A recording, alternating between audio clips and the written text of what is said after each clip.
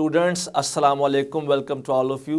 Students आज हम discuss करेंगे इलेक्ट्रोस्टैटिक्स का थर्ड लेक्चर, जिसमें हम पढ़ेंगे कि इलेक्ट्रिक फ्लक्स क्या है और गॉसेस लॉ की एप्लीकेशंस में से किस किस तरह के एमसीक्यूज आ सकते हैं।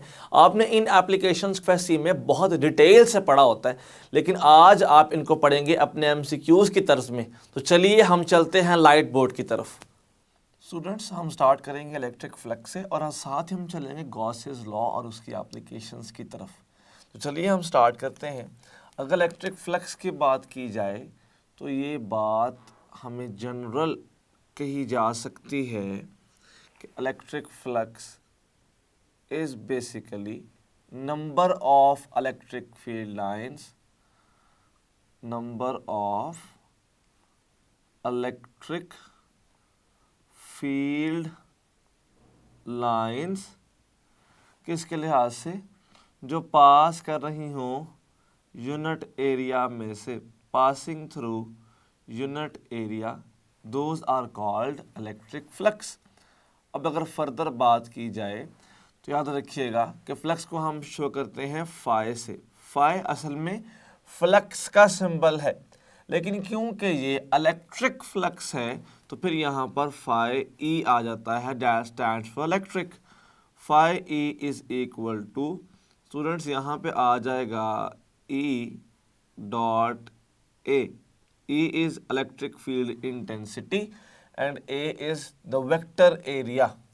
डॉट प्रोडक्ट है, जैसे ही हम इसको ओपन करेंगे तो it becomes E A cos of theta. अब नोट कीजिएगा, अगर मैं यहाँ से स्टूडेंट्स बात करना चाहूँ ना तो ये एक बड़ा सिंपल सा प्रोसीजर बन जाता है।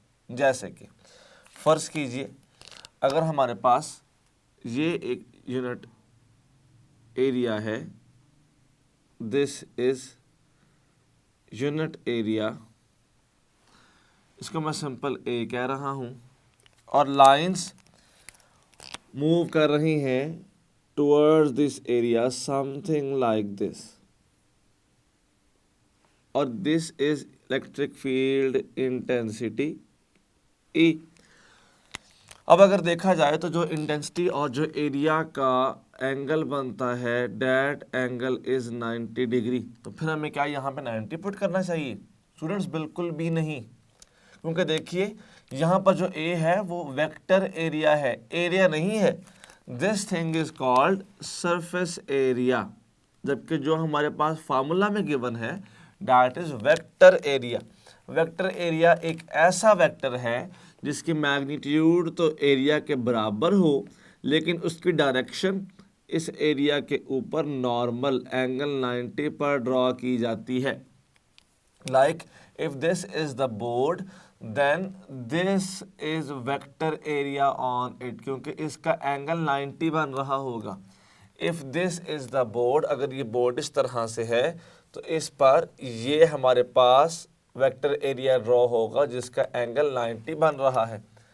तो अब हमने जो भी एंगल पढ़ना है ये वाला, तो ये एंगल एक्चुअल में इंटेंसिटी और एरिया के दरमियान नहीं है।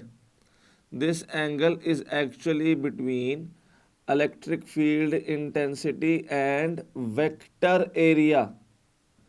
अगर हम यहाँ से देखें तो unit of electric field intensity, देखें ई होता है न्यूटन पर कूलम, ए होता है मीटर स्क्वायर, तो unit become newton metre square per coulomb, जिसको अगर हमने जनरल टर्म्स में लिखना हो तो ऐसे भी लिख सकते हैं कि this is kilogram metre cube per second cube per ampere. और students in terms of volt ये यूनिट ऐसे भी आ सकता है, जैसा कि हम जानते थे, आपको याद होगा ये बात कि जो न्यूटन पर कूलम है ना, this is also equal two volt पर मीटर।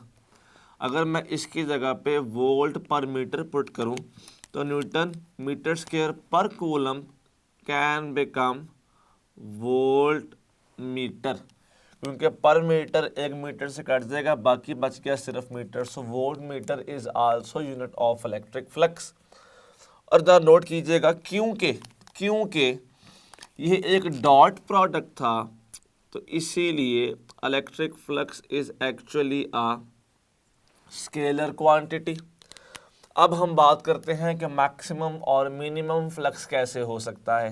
तो चलिए नोट कीजिएगा, अगर तो हमारे पास इस तरह से लाइंस मूव कर रही हूँ, इफ़ इलेक्ट्रिक फील्ड लाइंस, आपने वर्ड्स पर बड़ा फोकस करना है, words are so important.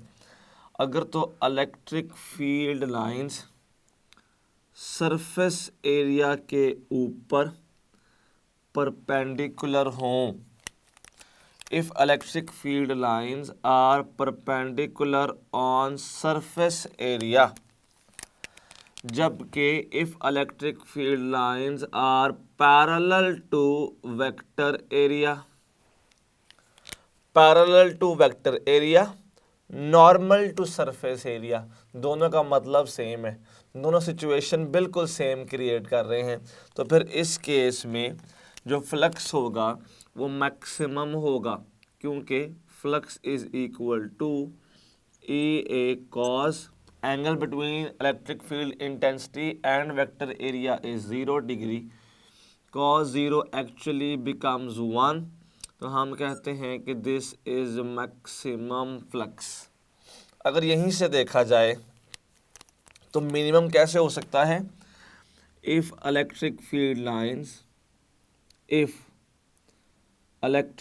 Lines यानी कि this E, if electric field lines are parallel to, are like this, parallel to surface area,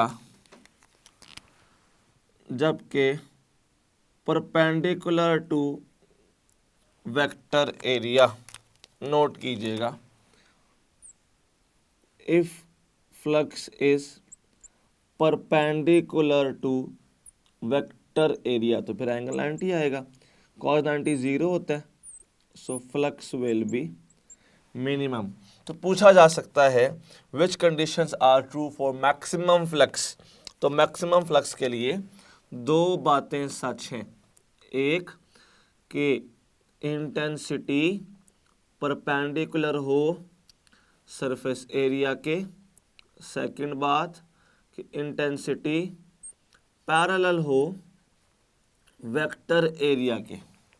और मिनिमम फ्लक्स के लिए भी यही दो बातें कि एक तो इंटेंसिटी परपेंडिकुलर हो किसके, वेक्टर एरिया के, और सेकंड इंटेंसिटी पैरेलल हो किसके, सरफेस एरिया के।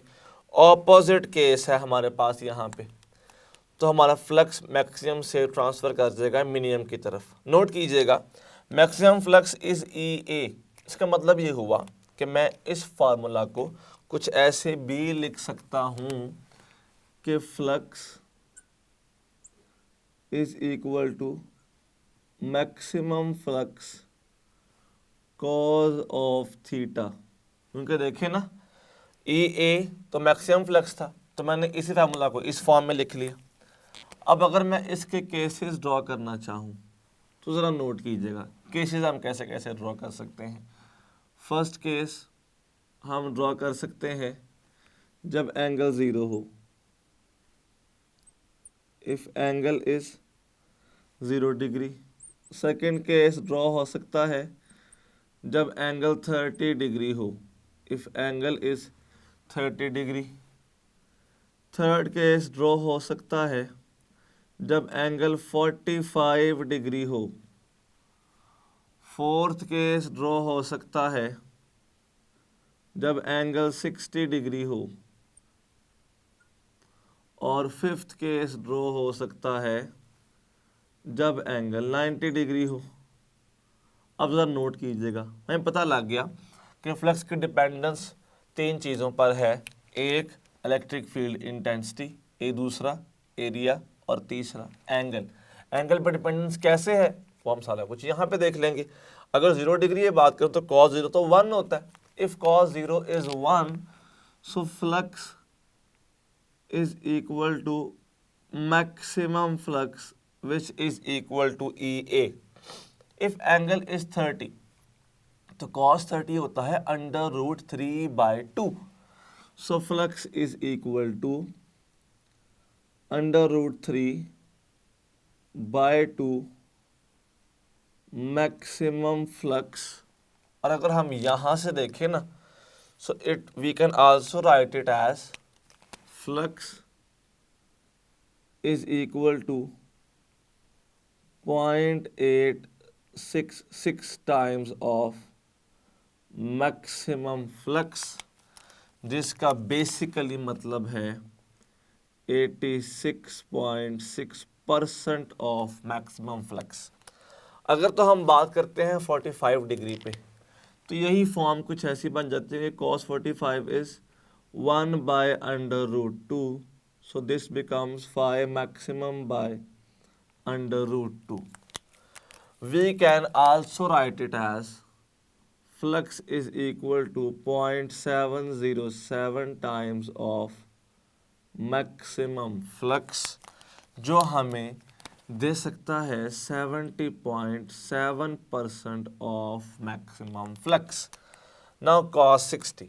Students, cos 60 is 1/2, so we can get half of the maximum flux. Half of the maximum flux, जिसको मैं 50% भी लिख सकता हूँ। और लास्ट पे 90, हम ये बात पहले भी कर चुके हैं, cos 90 तो 0 होता है, तो फिर अगर तो एंगल 90 हो जाए तो फ्लक्स भी 0 होता है, जिसको हम मिनिमम फ्लक्स भी कह सकते हैं। तो यहाँ से हमें डिफरेंट एंगल्स की फॉर्म में एमसीक्यू पूछा जा सकता है। लाइक हमें एमसीक्यू कुछ ऐसे आ सकता है, हम एमसीक्यू यहाँ पर राइट डाउन कर लेते हैं कि MCQ can come something like this. Note कीजिएगा, हमें एमसीक्यू ये पूछा जाता है कि at what angle flux is equal to half of maximum flux. किस एंगल पर हाफ ऑफ मैक्सिमम फ्लक्स होगा? अल्फा कहा जाता है 30 degree, beta 45 degree, Charlie 60 degree, delta 75 degree. तो ये बात तो ऊपर पढ़ नहीं चुके हम, ये तो बात तो हम कर चुके हैं कि हाफ ऑफ मैक्सिमम किस पे होता है? 60 पे होता है। अगर एंगल 60 हो जाए तो फिर हमें गेन होगा फाई मैक्सिमम cos 60 स्टूडेंट्स, जो बन जाता है 1/2 of phi maximum. So over correct answer of this question is exactly 60 degree. ये हमारा एक क्वेश्चन है फ्लक्स के मुतालिक। स्टूडेंट्स, इस तरह से ही हमें क्वेश्चन एक और भी पूछा जा सकता है, ज़रा नोट कीजिएगा। Question can also come like this, जैसे भी हम नोट करेंगे, हमें क्वेश्चन ऐसे भी पूछा जा सकता है। क्वेश्चन हमें ये आ सकता है कि phi is equal to E dot A is applicable only on हमें अल्फा ऑप्शन दे दी जाती है spherical surfaces, बीटा कह देते हैं फ्लैट surfaces, चार्ली कह देते हैं cylindrical surfaces और डेल्टा कह देते हैं circular surfaces.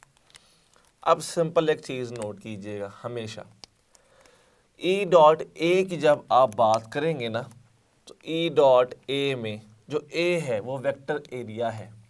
Vector area surface के ऊपर एंगल 90 बनाता है, और ये एंगल 90 तभी बना सकता है अगर वो सरफेस फ्लैट होगी, क्योंकि कर्व्ड सरफेस के ऊपर तो कभी एंगल 90 नहीं बनेगा, वो तो हर पॉइंट पे एंगल चेंज हो रहा होगा। So E dot A is only applicable to flat surfaces only. ये बात हमने याद रखनी है कि E dot A is only applicable to flat surfaces only. So हमें फ्लक्स से इस तरह के क्वेश्चंस जनरली पूछे जा सकते हैं। अब हम मूव करते हैं अपने गॉसेस लॉ की तरफ। अगर हम बात करते हैं गॉसेस लॉ की, तो याद रखिएगा कि गॉसेस लॉ से ज़्यादा जो इम्पोर्टेंट है वो इसकी एप्लीकेशंस हैं। हमें गॉसेस लॉ सिंपल से बात ये बताता है कि जो भी फ्लक्स है किसी भी क्लोज्ड सरफेस का, तो ये बात ये सीखने को मिली कि Gauss's law is only applicable to close surfaces. Flux is equal to 1 by epsilon naught times total charge enclosed. Epsilon naught is same permittivity of free space.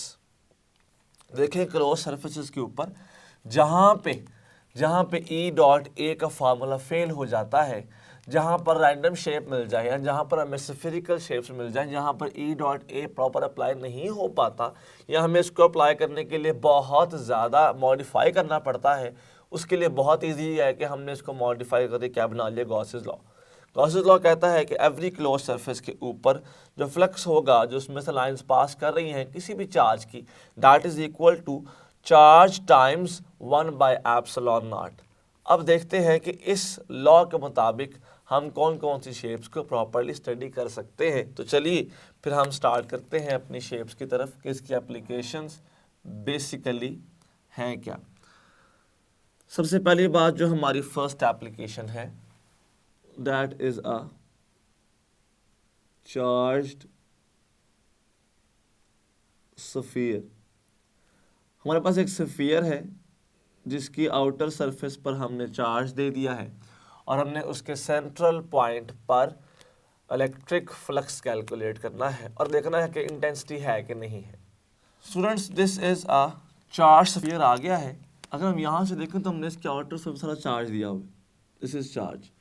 This is charge on it's outer surface. अब note कीजिएगा, कहा यह जाता है कि बताइए इसके central point पे, इस पॉइंट पे किस तरह से हम इंटेंसिटी को फाइंड आउट करेंगे। इसकी रेडियाई हैं हमारे पास, हमने इस ओ पॉइंट पे फाइंड करना है। सबसे पहली बात, जो आपने लॉ पढ़ा अपनी एफएससी में, रूल्स पढ़े, स्टेप्स पढ़े, वो एक अलग केस है। हमने डायरेक्ट सॉल्व करना सीखना है कि हम कैसे करेंगे। मैं एक ग्राफ की मदद से आपको दोनों चीज़ें प्रॉपरली बयान कर दूंगा, पर सबसे पहले आपको एक चीज़ का ख्याल रखना है, वो ये कि आपने वहाँ पर पढ़ा प्रॉपर कि हमारे पास phi is equal to E dot A होता है। ए तो ज़ीरो नहीं है तो फिर ए ज़ीरो होगा, वो एक सेपरेट केस है। मैं आपसे कहना चाहता हूँ कि हम ये पढ़ते हैं कि ए इज इक्वल टू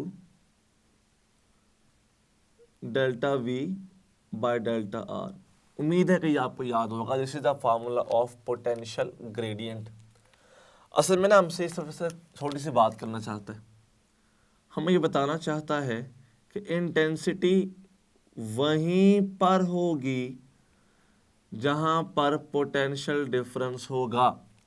हमने बात ऐसे ही पढ़ी थी कि electric field lines originate from positive charge and end on negative charge. इसका मतलब ये भी बनता है कि इलेक्ट्रिक फील्ड लाइंस स्टार्ट होती हैं हाई पोटेंशियल से और एंड करती हैं लो पोटेंशियल पे। किसी ऐसी सिचुएशन को सोचें, किसी ऐसे रीजन को सोचें जहाँ पर ना तो हाई पोटेंशियल है ना लो पोटेंशियल है, वहाँ पे सारा पोटेंशियल सेम है। That is called equi potential surfaces. अब ऐसा रीजन, ऐसी सरफेस जहाँ पर डिफरेंस है ही नहीं, जहाँ पर ना कोई हाई है ना कोई लो है, जहाँ पर पोटेंशियल इक्वल है, तो क्या वहाँ पर चेंज इन पोटेंशियल होगा? लाजमन सी बात है, नहीं होगा। और अगर चेंज इन पोटेंशियल नहीं है तो इंटेंसिटी भी नहीं होगी, क्योंकि इंटेंसिटी तो होती ही पोटेंशियल डिफरेंस की वजह से है। अब आपने अपने एफएससी में ये पढ़ा कि इस सरफेस के सेंटर में इंटेंसिटी 0 होती है। स्टूडेंट्स, मैं यहाँ से एक और बात बताना चाह रहा हूँ। अगर इसके सेंटर में इंटेंसिटी 0 है ना, तो इसका मतलब ये है कि इसके सेंटर में पोटेंशियल डिफरेंस भी 0 है। और पोटेंशियल डिफरेंस 0 होने का भला क्या मतलब होता है? If potential difference is 0, potential difference होता है V2 minus V1, this is basically potential difference ना। तो फिर आ जाएगा V2 is equal to V1। अगर पोटेंशियल डिफरेंस 0 है तो इसका मतलब ये हुआ कि पोटेंशियल तो थ्रू आउट द सरफेस क्या रहा है? कांस्टेंट रहा है। तो याद रखिएगा, अगर आपको क्वेश्चन कुछ ऐसे पूछा जाए, मैं कुछ आपको यूं बता देता हूं। If question comes like this, अगर कुछ ऐसा क्वेश्चन आ जाए कि if there is potential at surface of a sphere is 5 volt, then what will be the potential at center of sphere? अगर तो सरफेस पर 5 वोल्ट है तो सेंटर पर कितना होगा? अल्फा आया 5 वोल्ट, बीटा आया 2 वोल्ट, चार्ली आया 5 वोल्ट, डेल्टा आया 10 वोल्ट। अगर सेंटर पर हमने निकालना है, सरफेस पर 5 है, तो आप सिंपल सी बात देखिए, हमने बोला क्या पढ़ा है कि इंटेंसिटी 0 होती है क्योंकि पोटेंशियल डिफरेंस 0 होता है। स्टूडेंट्स, अगर तो हमारे पास सरफेस पर 5 वोल्ट पोटेंशियल है तो सेंटर पर या हर पॉइंट पर भी 5 वोल्ट ही होना चाहिए, पोटेंशियल कांस्टेंट होना चाहिए, तभी तो पोटेंशियल डिफरेंस 0 होगा। और अगर पोटेंशियल डिफरेंस 0 होगा तभी तो इंटेंसिटी 0 होगी। तो याद रखिएगा कि if potential at surface is 5 volt, potential at centre is always 5 volt, वो हमेशा सेम होता है। हमसे ये बात ऐसे भी पूछी जा सकती है कि if potential at surface is 10 volt, then change in potential difference at center is, if potential at surface is 10 volt, तो फिर कितना चेंज होगा? हमें ऑप्शन दी जाती हैं 5 वोल्ट, 10 वोल्ट, 2 वोल्ट, 0 वोल्ट। तो स्टूडेंट्स, अब आपने देखा कि 10 वोल्ट कहा गया था, 10 वोल्ट ही होना चाहिए, तो ये तो गलत है, क्योंकि अब की बार वो पोटेंशियल नहीं पूछ रहा, पोटेंशियल डिफरेंस पूछ रहे। पोटेंशियल डिफरेंस तो हमेशा 0 होता है, तो आंसर फिर क्या आ जाएगा? 0 वोल्ट। पोटेंशियल सेम रहता है, पोटेंशियल डिफरेंस 0 होता है। और अगर हमें इसी क्वेश्चन में वो पूछता इंटेंसिटी क्या है, तो स्टूडेंट्स आंखें बंद करके इंटेंसिटी भी 0 होती। अब ये सारी बातें हम क्यों ना ग्राफिकल फॉर्म में देखें, चेक कीजिएगा ज़रा। हम फर्ज कर लेते हैं कि दिस इज सेंट्रल लाइन, ये हमारे पास सेंट्रल लाइन आ गई जो सेंटर से आ रही है, ये इस बॉडी की सरफेस की लाइन है। और बिल्कुल सेम अंदाज में अगर मैं यहाँ से ड्रॉ करूँ तो ये इस बॉडी की सरफेस की लाइन है, और हमने इससे फर्दर भी मूव करना है। हम इतना आर मूव कर जाते हैं और हम इस सरफेस से भी इतना आर स्टूडेंट्स मूव कर जाते हैं। तो ये आ गया हमारे पास वो लाइन जो फर्दर डिस्टेंस को शो करने जा रही है। ये लाइन हमें फर्दर डिस्टेंस को शो करने जा रही है। ये आगे हमारी फर्दर डिस्टेंस की लाइन। इसे मैं कुछ यूं भी शो कर सकता हूं कि अगर मेरे पास यहां पे ऐसे करके लाइन आ जाए तो मैं कह सकता हूं कि दिस पॉइंट इज एक्चुअली 0। यहां से लेके ये 0 से लेके ये भी r है रेडियस और ये भी r है रेडियस, जबकि इससे आगे ये r डिस्टेंस मूव करवा डिस्टेंस था और ये r जो हमने मूव करवाया वो वाला डिस्टेंस था। बिल्कुल सिमिलर वे में ऐसे ही नीचे भी आ जाएगा कि ये 0 r रेडियस r और r। अब जरा नोट कीजिएगा, मेरे पास एक चार्ज बिल्कुल सेंटर पर पड़ा हुआ है, एक चार्ज बिल्कुल सेंटर पर प्लेस किया गया। उसका पोटेंशियल क्या होगा? वही जो किस पे था? सरफेस पे था। हम पहले करते हैं बात पोटेंशियल की। जो पोटेंशियल सरफेस पे था वो ही पोटेंशियल इधर, थोड़ा चार्ज को यहां पर मूव करवाया, पोटेंशियल सेम, थोड़ा चार्ज को और यहाँ मूव करवाया, सरफेस तक आने तक पोटेंशियल सेम। चार्ज को मैं ऐसे इस तरफ भी ले गया, स्फीयर के अंदर मैं चार्ज को जहाँ पर भी लेके जा रहा हूँ स्टूडेंट्स, इसका पोटेंशियल सेम है, पोटेंशियल नहीं वेरी कर रहा। अच्छा, जैसे मैं सरफेस से अवे लेके जाता हूँ, आपको पता है कि दूर जाने पर पोटेंशियल रेडियस के या फिर डिस्टेंस के, रेडियस नहीं डिस्टेंस के इनवर्सली प्रोपोर्शनल है। तो यहां मुझे आइसोथर्म जैसी कर्व मिलेगी, आइसोथर्म जैसी curve. Students, this is the graph of potential with respect to distance. जब आप एक डिस्टेंस से आए स्फीयर की सरफेस पर, फिर उसके अंदर मूव करें, फिर उससे बाहर दूर चले जाएं। जब मैं यहाँ से पास आ रहा था तो पोटेंशियल बढ़ रहा था क्योंकि डायरेक्ट लिंक था और इन्वर्स लिंक था। डिस्टेंस कम हो रहा था, पोटेंशियल ज़्यादा हो रहा था। सरफेस पर आया, पोटेंशियल v हो गया। सरफेस के अंदर सारा मूव किया, पोटेंशियल सेम रहा। सरफेस से फिर अवे जा रहा हूँ तो डिस्टेंस इंक्रीज कर रहा है, पोटेंशियल कम हो रहा है। तो हमने क्या देखा कि सरफेस से लेके बॉडी के अंदर हर पॉइंट पर पोटेंशियल सेम रहता है। और अगर तो पोटेंशियल सेम हुआ, अगर तो यहाँ पर पोटेंशियल क्या है? कांस्टेंट है।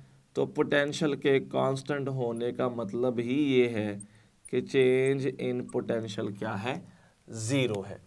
अब ना हम ऐसा ही ग्राफ ड्रॉ करते हैं किसका? इंटेंसिटी का भी। चलिए अब इंटेंसिटी की बात कर लेते हैं। हमने यहाँ बात की इंटेंसिटी की। हम यहाँ पे चार्ज को तो लेके थे, हम इसे मूव कर रहे हैं स्फीयर की तरफ। जिस तरह से हम किसी चार्ज के पास जा रहे हैं, तो आप ये बात जानते हैं कि पॉइंट चार्ज के मामले में इंटेंसिटी डिस्टेंस के स्क्वायर के इनवर्स आती है। तो जो हमें यहाँ पे ग्राफ मिलेगा ना, वो ग्राफ मिलेगा एरिया बैट की तरह का। अब क्योंकि हमारे पास ई इनवर्स है डिस्टेंस के स्क्वायर के, तो हमारे पास ये मिलेगा हमें स्टीपर टर्म्स में कुछ ऐसा गेन होगा। यहाँ पे अगर हमारे पास ये पॉइंट है, ये देखिए स्टीपर। अब हम आ गए हैं किस पे? सरफेस पे। सरफेस पर मैक्सिमम इंटेंसिटी, क्योंकि सबसे ज्यादा पास है हम चार्ज स्फीयर के। जैसे ही अंदर चले गए तो change in potential is 0 for intensity is 0 पूरे स्फीयर में। क्योंकि पोटेंशियल कांस्टेंट था तो इंटेंसिटी 0 रही। Potential constant, intensity 0। जैसे ही दोबारा सरफेस पर आए तो दोबारा सरफेस पर आते ही इंटेंसिटी, फिर मैक्सिमम, फिर हम दूर जा रहे हैं तो फिर हमें एडियाबैट की तरह का इधर ग्राफ मिलेगा। तो स्टूडेंट्स, ग्राफ प्रॉपर हमें ये बात बता रहा है कि जब हम स्फीयर के पास या दूर जा रहे होंगे तो पॉइंट चार्ज वाले फार्मूलाज वैलिड होंगे, और जब हम स्फीयर के अंदर मूव कर जाएंगे तो इंटेंसिटी ज़ीरो हो जाएगी, जैसा हमें गॉसेस लॉ बयान करता था। लेकिन पोटेंशियल कांस्टेंट रहेगा, चेंज इन पोटेंशियल अलबत्ता ज़ीरो हो जाएगा। जो देखिए हमारे सारे क्वेश्चंस भी इसके साथ मुकम्मल एग्री करते हैं। ये था हमारी first application of Gauss's law. Students, साथ हम डिस्कस करेंगे second application of Gauss's law which is basically infinite sheet of charge. सबसे पहली बात तो ये है कि जब भी इनफाइनाइट शीट ऑफ चार्ज की बात करनी है तो हमने ये नहीं समझना कि ये तो शीट इतनी बड़ी होगी कि ये इन्फिनिटी तक फैली हुई है। तो स्टूडेंट्स, ऐसी बात नहीं है। असल में ऐसी शीट जिसका साइज़ एक चार्ज की निस्बत बहुत ज़्यादा बड़ा है तो हम उसको चार्ज के कंपैरेबल वे में इनफाइनाइट शीट ऑफ चार्ज कह देते हैं। इनफाइनाइट का जो हम कहते हैं ना, अनडिफाइंड है, जो बहुत बड़ा है, वो एक बॉडी के लिहाज से स्टूडेंट्स होता है, वो जनरली इनफाइनाइट नहीं होता। तो हमारे पास ये एक इनफाइनाइट शीट ऑफ चार्ज है जिस पर हमने पॉजिटिव चार्ज को स्प्रिंकल कर दिया है ऑल ओवर द सरफेस। हमारे पास ये पॉजिटिव चार्ज स्प्रिंकल्ड है ऑल ओवर द सरफेस। और देखें, ये एक शीट ऑफ चार्ज है। Sheet of charge is basically not a closed surface. तो याद रखिएगा कि जब भी हमने इस पर गॉसेस लॉ अप्लाई करना होता है ना, तो Gauss's law apply sheet of charge के ऊपर नहीं होता, क्योंकि शीट ऑफ चार्ज तो एक क्लोज सरफेस है ही नहीं। फिर गॉसेस लॉ अप्लाई किस पे होता है? गॉसेस लॉ अप्लाई उस गॉसियन सरफेस पे होगा जो आपने इमेजिन करनी है। जो हम यूँ कहते हैं कि हमारे पास इस केस में एक सिलेंड्रिकल सरफेस इमेजिन होगी जिसका एक एंड ये है और जिसका सेकंड एंड यहाँ पे कुछ यूँ आ जाएगा। So the cylindrical surface is basically a close surface. तो इसके ऊपर गॉसेस लॉ अप्लाई होता है। और हम देखते हैं कि जब ये पॉजिटिव चार्ज है तो पॉजिटिव चार्ज अपनी field lines radially outward throw करता है, और जो इसकी फील्ड लाइंस होंगी वो भी बिल्कुल इसी तरह से रेडियली आउटवर्ड्स चली जाएंगी। और यहाँ से अगर देखें तो बिल्कुल सेम केस, रेडियली आउटवर्ड्स यहाँ से भी फील्ड लाइन चली जाएंगी।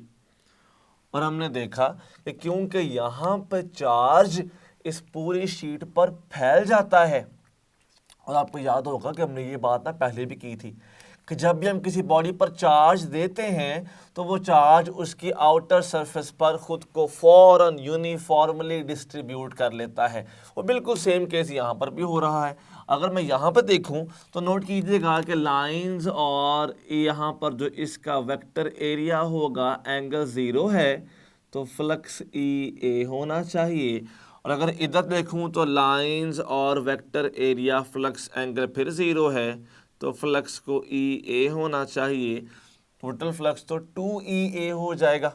और हम लोगों ने ये बात देखी कि जैसे कि फार्मूला हमें कहता है flux is equal to 2EA, और गॉसेस लॉ कहता है Q बाय एप्सिलॉन नॉट। हम यहाँ पे चार्ज की बात करते हैं। अगर हमें चार्ज पता होता, पर हमने तो चार्ज को स्प्रिंकल किया है। अगर हम चार्ज को फैला देते हैं किसी एरिया के ऊपर तो फिर चार्ज से ज़्यादा इम्पॉर्टेंट टर्म सामने आती है, and that is charge density. Charge density basically sigma है, जो बताती है कितना चार्ज कितने एरिया पर फैला है। तो चार्ज पर एरिया होना चाहिए। अगर हम यहाँ से देखें तो ये आ जाता है sigma A bye epsilon not. उनको देखें ना, अगर सिग्मा क्यू बाय ए है तो क्यू को सिग्मा ए होना चाहिए।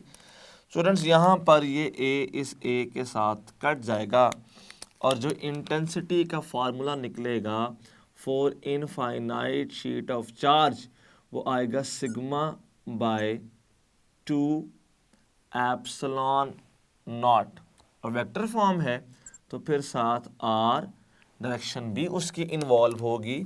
तो this is basically the formula of intensity of infinite sheet of charge.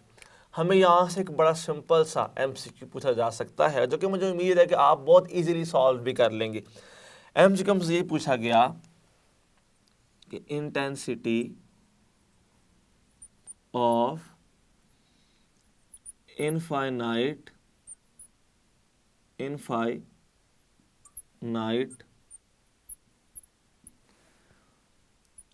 Sheet of charge is, intensity कितनी होगी? अल्फा ऑप्शन है पाई के सिग्मा, बीटा ऑप्शन है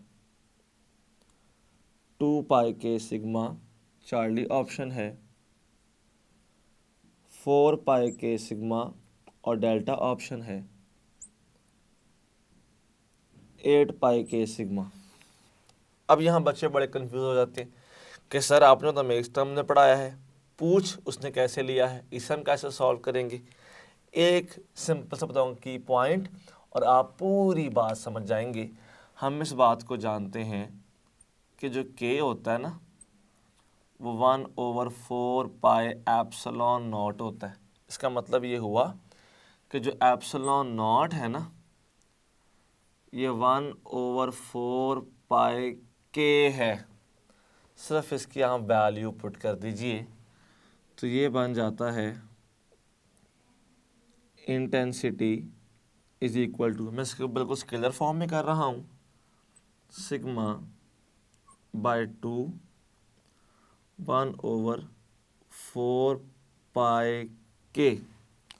स्टूडेंट्स यहाँ पे ये इसके साथ कैंसिल हो गया, 2 आ गया, and the end result becomes 2 पाई के सिग्मा।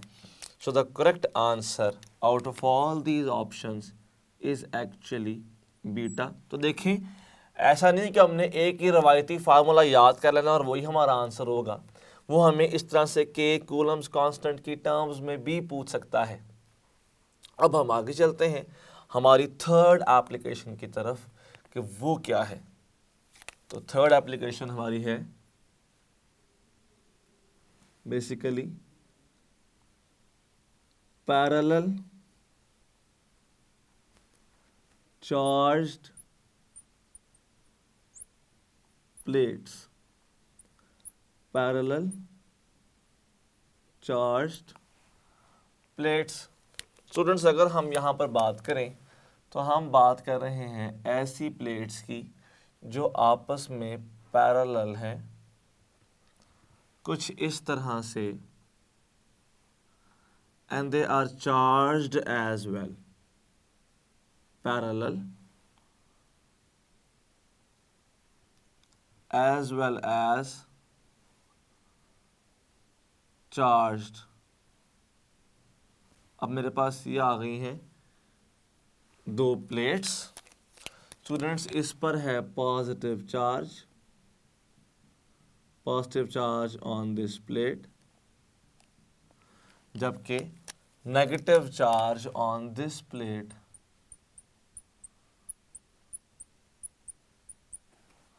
और लाइंस मूव करती है, जैसे पढ़ा था, originate from positive and end on negative charge, या फिर ओरिजिनेट करती हैं हाई पोटेंशियल से और लाइंस एंड कर जाती हैं किस पे, लो पोटेंशियल के ऊपर। सो कुछ हमारे पास ऐसा पैटर्न बनेगा चार्ज्ड पैरेलल प्लेट्स का। अब नोट कीजिएगा, अगर हम इस केस में देखें तो ये भी क्लोज शेप नहीं है, लेकिन हम इस केस में एक क्लोज्ड शेप को इमेजिन कर लेते हैं, जो कि कुछ यहाँ पे हम ऐसे इमेजिन करेंगे, that will be something like this. कुछ ऐसे हमारी सरफेस इमेजिन होगी। This is a rectangular surface, और क्योंकि ये एक क्लोज सरफेस है तो फिर इस पे गॉसेस लॉ अप्लाई किया जाता है। और जो आपका रिजल्ट इस केस में आता था वो मैं कुछ यहाँ पे लिख रहा हूँ, रिजल्ट बनता था intensity is equal to sigma by epsilon naught. अगर इसी फार्मूला को हम वेक्टर फॉर्म में देखें स्टूडेंट्स, तो वो आ जाता है vector intensity is equal to sigma by epsilon naught, जबकि साथ डायरेक्शन भी इन्वॉल्व हो जाएगी। अगर हम यहीं पर देखें ना स्टूडेंट्स, तो कुछ ऐसे आ जाता है। इन दिस केस अगर मैं इसको फर्दर लिखूं तो ये आता है 4 पाई के सिग्मा। वो कैसे?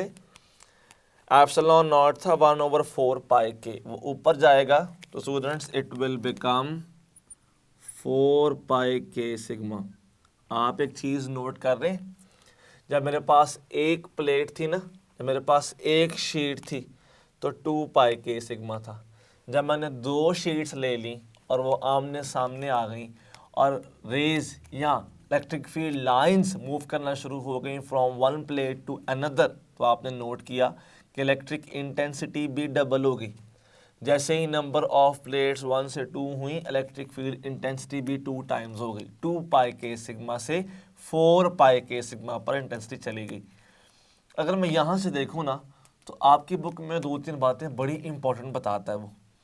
असल में ये जो प्लेट्स है ना, ये भी इनफाइनाइट लॉन्ग हैं, इसीलिए देखें इनकी ऐसी लाइंस आ रही हैं। अगर मेरे पास इनफाइनाइट लॉन्ग ना होती, अगर तो फाइनाइट लॉन्ग होती, in case of finite long, जो कुछ ऐसे बन सकती हैं। शेप तो उनकी सेम ही होगी ना, वो तो बिल्कुल सेम है। हमारे पास ऐसे केस में जहाँ पर इनफाइनाइट नहीं बल्कि फाइनाइट लॉन्ग प्लेट्स हैं और बिल्कुल सेम वे में ये पॉजिटिव चार्ज है और ये नेगेटिव चार्ज है, तो लाइंस कुछ ऐसी फॉर्मेशन होगी, एजेस पे कर्व्ड, फिर स्ट्रेट, और जब एजेस आ जाएंगे तो फिर कर्व्ड। स्टूडेंट्स, जहां पर इनफाइनाइट लॉन्ग प्लेट्स होंगी तो इन इनफाइनाइट लॉन्ग प्लेट्स के अंदर हमेशा यूनिफॉर्म फील्ड होती है। इन इनफाइनाइट लॉन्ग प्लेट्स के दरमियान में हमेशा यूनिफॉर्म इलेक्ट्रिक फील्ड मौजूद होती है, जैसा कि हमने यहाँ पर शो किया। और इसी को अगर मैं 2D वे में शो करना चाहूँ आपकी आसानी के लिए, तो that will be something like this. अगर तो मैं इनफाइनाइट लॉन्ग प्लेट्स की बात करूँ तो उनके हर पॉइंट पर इंटेंसिटी सेम, हर पॉइंट पे फोर्स सेम, और वो कुछ ऐसे बनेगी। देखिए ना, हर जगह इक्वी डिस्टेंट और पैरेलल लाइंस हैं, तो इसका मतलब ये हुआ कि यूनिफॉर्म इलेक्ट्रिक फील्ड है। और अगर यूनिफॉर्म इलेक्ट्रिक फील्ड है तो हर जगह पर इसकी वैल्यू सेम होनी चाहिए। और अगर तो मैं बात करता हूँ ऐसे ही किसके बारे में, फाइनाइट प्लेट्स के बारे में, कि अगर मेरे पास फाइनाइट प्लेट्स हैं और इन फाइनाइट प्लेट्स के अंदर जो इलेक्ट्रिक फील्ड है वो मिड रीजन में तो यूनिफॉर्म रहती है, लेकिन एजेस पे जाके वो यूनिफॉर्मिटी शो नहीं करते, वो कुछ ऐसा बिहेवियर शो करते हैं। अगर तो मेरे पास ये फाइनाइट लॉन्ग प्लेट्स होती तो इनका बिहेवियर कुछ ऐसा शो होता, नोट कीजिएगा, that will be something like this, कि एजेस पर नॉन यूनिफॉर्मिटी, फिर आहिस्ता आहिस्ता सेंट्रल पार्ट पे यूनिफॉर्मिटी आ जाती और फिर एजिस पे नॉन यूनिफॉर्मिटी आती। तो यहाँ हम कह सकते हैं कि नॉन यूनिफॉर्म इलेक्ट्रिक फील्ड कहाँ पर, एजिस पर, एजिस पे नॉन यूनिफॉर्म है, लेकिन जो सेंट्रल पार्ट है, central part of finite parallel plates, तो वो यूनिफॉर्म इलेक्ट्रिक फील्ड होती है। स्टूडेंट्स, इन्हीं चार्ज पैरेलल प्लेट्स को, इन्हीं चार्ज पैरेलल प्लेट्स को हम कैपेसिटर भी कहते हैं। These charged parallel plates is called capacitor, जिसका अगर ओल्ड नेम देखें तो इसको ओल्ड नेम पे कंडेंसर भी कहते थे, लेकिन अब वी कॉल इट कैपेसिटर। अब अगर मैं यहाँ से देखूँ तो एक बड़ी इम्पॉर्टेंट एग्जाम्पल जहन में आती है, उस पर थोड़ा फोकस करेंगे हम। हमने देखा था ना फर्स्ट एप्लीकेशन के अंदर कि एक मेटालिक स्फीयर के दरमियान में पोटेंशियल सेम रहता है, पोटेंशियल डिफरेंस कांस्टेंट होता है। तो आपने लाजमन जहन में रखनी है अपनी बुक की एग्जाम्पल 12.3 को रखना है जहन में। ये क्या कहता है? ये हमें कहता है if there are two opposite charges, identical opposite charges plus q and minus q, what will be the net potential? What will be the net potential? उनके सेंट्रल पॉइंट पे क्या होना चाहिए?